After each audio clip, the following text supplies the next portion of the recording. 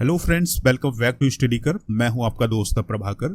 Daily current affairs की series में आपका स्वागत है।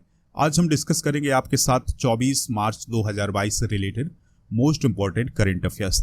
लेक्चर इंपॉर्टेंट है, लास्ट तक सुनिएगा। लास्ट में आपसे कुछ क्वेश्चन पूछे जाएंगे तो उनके आंसर आपको कमेंट बॉक्स में जरूर देना है। अगर आप किसी भी कॉम्पिटिटिव एग्जाम की तैयारी कर रहे हैं तो उसके लिए आप हमारे चैनल को फॉलो कर लें। बेल आइकॉन यानी घंटी वाला बटन जरूर दबा लें, जिससे आपको समय पर और सबसे पहले नोटिफिकेशन मिल सकेगी। पीडीएफ के लिए आप हमारे टेलीग्राम चैनल को ज्वाइन कर सकते हैं, जिसका लिंक आपको डिस्क्रिप्शन बॉक्स में मिल जाएगा। दोस्तों, हमारे जितने भी सोशल मीडिया प्लेटफॉर्म है उनका भी लिंक आपको डिस्क्रिप्शन बॉक्स में मिल जाएगा, तो वहां से भी आप हमें फॉलो कर सकते हैं। चलिए फ्रेंड्स, पहला क्वेश्चन डिस्कस करते हैं। इंपॉर्टेंट है, ध्यान से सुनते जाइएगा। पहला क्वेश्चन है, विश्व जल दिवस यानी वर्ल्ड वाटर डे किस दिन मनाया जाता है? तो इसका आंसर होगा 22 मार्च को। दोस्तों, हर साल 22 मार्च को विश्व जल दिवस या वर्ल्ड वाटर डे मनाया जाता है। 2022 की थीम क्या है? Ground water making the invisible visible. इसका मुख्य उद्देश्य क्या है? यानी वर्ल्ड वाटर डे को मनाने का मुख्य उद्देश्य क्या है? इसका उद्देश्य है विश्व भर में पीने के पानी की आपूर्ति करना और उसका महत्व समझाना। पहली बार यह दिवस कब मनाया गया था? तो पहली बार यह दिवस 22 मार्च 1993 को मनाया गया था। साल 2021 के लिए विश्व जल दिवस की थीम क्या है? पानी का महत्व। इतना याद रखना है कि 2021 की थीम है पानी का महत्व और 2022 की थीम है ground water making the invisible visible.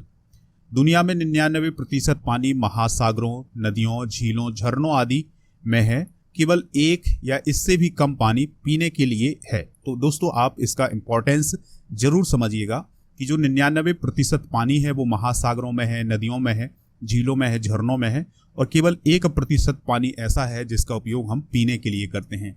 कितना महत्व है पानी का, आप पानी जरूर बचाइएगा। अगला प्रश्न है, अंडमान सागर और बंगाल की खाड़ी में बने चक्रवाती तूफान का नाम आसनी है, यह किस पड़ोसी देश ने रखा है? यानी दोस्तों, हाल ही में अंडमान सागर और बंगाल की खाड़ी में एक चक्रवाती तूफान आया है जिसका नाम है आसनी। तो दोस्तों, यह जो नाम है आसनी, यह किस देश ने रखा है? तो इसका आंसर होगा श्रीलंका। भारत का पड़ोसी देश है श्रीलंका, तो उसी ने यह नाम रखा है आसनी। दोस्तों, यह जो चक्रवाती तूफान था आसनी, यह 2022 का भारत का पहला साइक्लोन है, याद रखिएगा, ठीक है। 2022 में भारत का पहला साइक्लोन कौन है? आसनी है। यह चक्रवाती तूफान अंडमान निकोबार से होते हुए 22 मार्च को म्यांमार और बांग्लादेश के तटों पर पहुंचने की ऐसी संभावना बताई गई थी। पिछले 132 साल यानी 1891 से लेकर के 2022 के बीच मार्च महीने में अब तक सिर्फ 8 साइक्लोन बने हैं। इनमें से 2 अरब सागर में और 6 बंगाल की खाड़ी में। यानी दोस्तों, अमूमन जो है वो मार्च के महीने में कम ही साइक्लोन बनते हैं। अब तक 132 सालों में केवल 8 साइक्लोन बने हैं मार्च के महीने में, जिसमें से 2 अरब सागर में बने हैं और 6 बंगाल की खाड़ी में बने हैं। चक्रवाती तूफान कैसे बनते हैं? तो जब समुद्र में कम दबाव का क्षेत्र बनता है तब चक्रवाती तूफान उठता है। ये पॉइंट आप नोट कर लीजिएगा। अगला क्वेश्चन है, संयुक्त राष्ट्र द्वारा जारी वर्ल्ड हैप्पीनेस रिपोर्ट 2022 में भारत की रैंक क्या है? इंपॉर्टेंट क्वेश्चन है दोस्तों, कई बार एग्जाम में ऐसे क्वेश्चन पूछे जाते हैं रैंक से रिलेटेड या रिपोर्ट से रिलेटेड। तो दोस्तों, यूनाइटेड नेशन ने जो हाल ही में वर्ल्ड हैप्पीनेस रिपोर्ट 2022 जारी की है, इसमें भारत की रैंक क्या है? आंसर है इसका 136। यानी दोस्तों, भारत की जो रैंक है 2022 में वर्ल्ड हैप्पीनेस रिपोर्ट में, वो कितनी है? 136 है, ठीक है। इस रिपोर्ट को यूनाइटेड नेशन की स्थायी विकास नेटवर्क ने जारी किया है। इसमें जीडीपी, सामाजिक सहयोग, व्यक्तिगत स्वतंत्रता और प्रत्येक देश में भ्रष्टाचार के स्तरों जैसी बातों को ध्यान में रखकर खुशी का मूल्यांकन किया जाता है।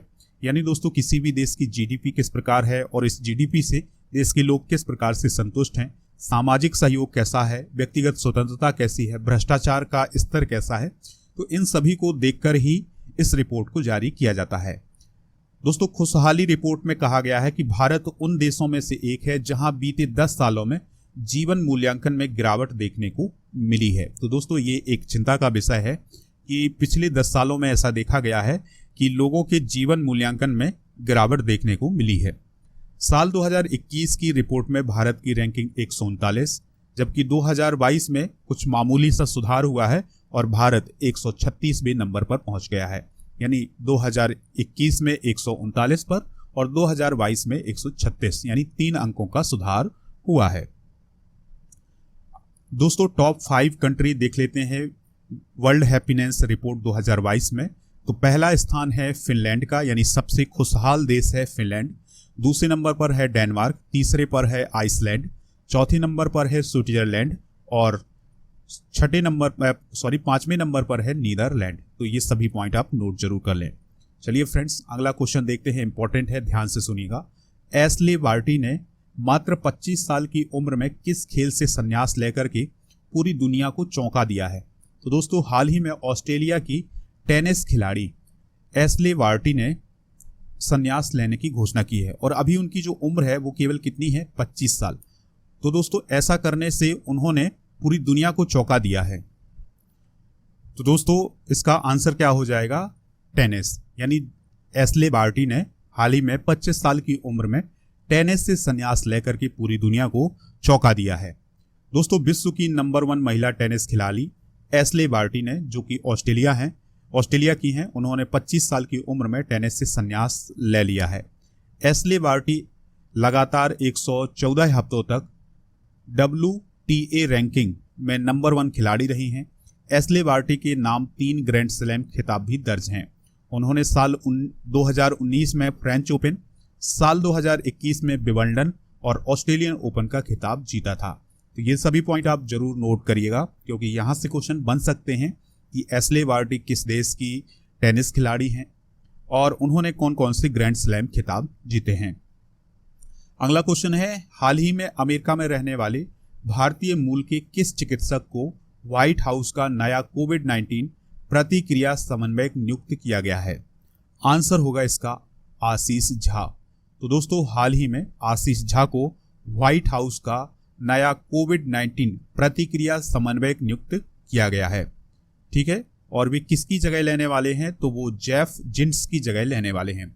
आशीष झा अमेरिका में एक प्रमुख संक्रामक रोग विशेषज्ञ हैं और ब्राउन यूनिवर्सिटी के स्कूल ऑफ पब्लिक हेल्थ के डीन हैं। उन्होंने इबोला वायरस पर काम किया है तथा साल 2014 में पश्चिमी अफ्रीका में इस बीमारी के प्रकोप से निपटने हेतु एक पैनल के सह अध्यक्ष के रूप में भी काम किया है। यानी दोस्तों जो अफ्रीका में इबोला वायरस पाया जाता है तो उसके लिए जो एक कमेटी बनी थी उसके वे सह अध्यक्ष के रूप में भी काम कर चुके हैं। कौन? आशीष झा। याद रखना है आशीष झा का जन्म 1970 में बिहार में हुआ था। अगला क्वेश्चन है, विश्व मौसम विज्ञान दिवस यानी वर्ल्ड मेट्रोलॉजिकल डे किस दिन मनाया जाता है? तो इस क्वेश्चन का आंसर होगा 23 मार्च को। तो दोस्तों हर साल विश्व मौसम विज्ञान दिवस कब मनाया जाता है? 23 मार्च को मनाया जाता है। इस दिवस को मनाने का जो उद्देश्य है वो है लोगों को मौसम विज्ञान तथा इसमें हो रहे परिवर्तनों के बारे में जागरूक करना होता है। दोस्तों विश्व मौसम विज्ञान संगठन एक मौसम विज्ञान संगठन है जिसे अक्टूबर 1947 को हुई संधि के बाद 23 मार्च 1950 को स्थापित किया गया था। इसका मुख्यालय है जेनेवा, स्विट्जरलैंड में। तो दोस्तों ये थे आज के महत्वपूर्ण करंट अफेयर्स। चलिए फ्रेंड्स अब हम वो क्वेश्चन आपके साथ डिस्कस करते हैं जिनके आंसर आपको कमेंट बॉक्स में देना है। तो पहला क्वेश्चन है, विश्व मौसम विज्ञान संगठन का मुख्यालय कहाँ है? दूसरा क्वेश्चन है, एशले बार्टी का संबंध किस देश से है या वो किस देश की टेनिस की खिलाड़ी हैं? तीसरा क्वेश्चन है, वर्ल्ड हैप्पीनेस रिपोर्ट 2021 में भारत की रैंक क्या थी? तो इन तीनों क्वेश्चन के आंसर आप कमेंट बॉक्स में जरूर दीजिएगा, हमें इंतजार रहेगा आपके आंसर का। दोस्तों आप राजा गुप्ता को अनअकैडमी पर फॉलो कर लें। वहाँ पर अगर आप कोई भी फ्री क्लास ज्वाइन करते हैं या फिर आप कोई कोर्स परचेज करते हैं तो उसके लिए आप एक कोड यूज करिएगा, राजा नंबर 1। आप खबरी पर हमें फॉलो कर लें, वहाँ पर आपको मोस्ट इंपॉर्टेंट ऑडियो लेक्चर मिलते हैं, तो आप खबरी पर जरूर फॉलो करें। दोस्तों अगर आपको ये लेक्चर पसंद आया है तो आप लाइक कर दीजिएगा, दोस्तों को शेयर जरूर करिएगा और हमारे जितने भी सोशल मीडिया प्लेटफॉर्म हैं उन पर आप हमें फॉलो कर लीजिएगा। मिलते हैं नेक्स्ट लेक्चर में। जय हिंद, वंदे मातरम।